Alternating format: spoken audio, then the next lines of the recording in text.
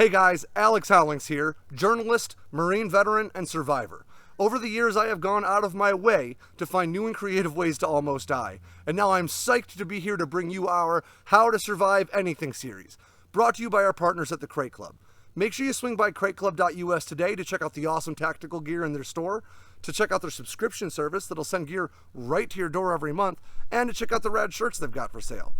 Today, I also want to throw a shout out to Leatherneck for Life for providing me this awesome shirt right here. Any Marines out there, you really can't go wrong with Leatherneck for Life. Today, we're talking about hurricane preparedness. Now, hurricane season on the Atlantic coast tends to run from June to November. And so far this year, we've been pretty lucky. There's only been 2 tropical storms and 1 actual hurricane to make landfall. However, as history has shown, it really only takes 1 bad storm to really mess things up for a lot of people. So let's talk about what you can do if you find that your home is in the direct path of an inbound hurricane. Step 1. You're going to want to stock up on non-perishable foods way ahead of time. Don't go jumping into the mad rush at the store 3 days before the storm hits. Don't go stocking up on bread and milk just so it'll go bad in your fridge when the power goes out. Instead, have a stash of canned foods already ready in your kitchen, your garage, your basement, what have you. Make sure that stuff is non-perishable, make sure to last a good couple of years, and check the expiration dates regularly to ensure that the food you've got there has not gone bad. If something bad were to happen and you got stuck in your home for days, waiting for rescue or for waters to subside, that canned food is going to be your lifeline. Step 2. Cover your windows with plywood, and I do not mean nail plywood over your windows. Unfortunately, hurricane winds will have very little trouble tearing nails right out of the wall. Instead, use wood screws to secure that plywood directly over the window. Make sure you screw it in at least 4 points, preferably more if you're able and have the resources. That plywood is going to be a huge savior for you, not just to prevent debris from coming through, but also to prevent those windows from shattering and showering your house in broken glass. That can be really dangerous, especially if you are sheltering in your home. Step 3. Store any loose gear that you usually keep outside of your house, or tie it down if you can't store it.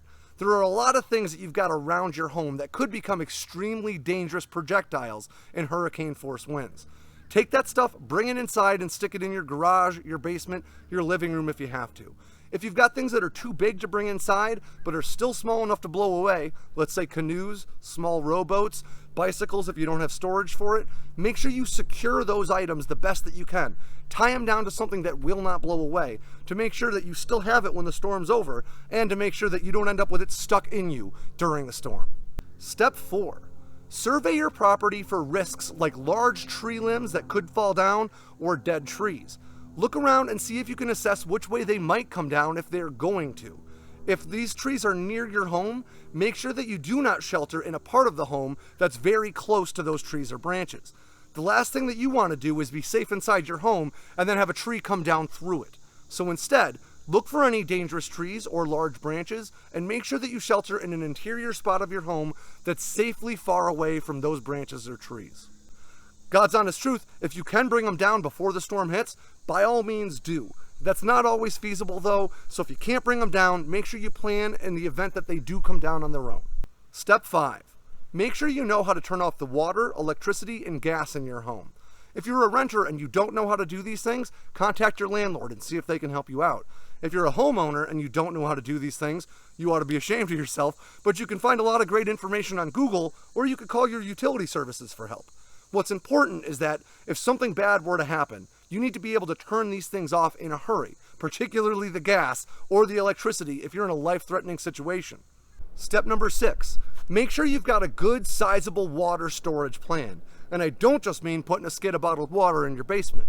Before the storm hits, fill up your bathtub all the way. You can use that water to help flush your toilet if the water stops flowing. You could also drink it if need be. Same thing with your sinks. If you've got extra water storage, like water potable canisters, fill those up too.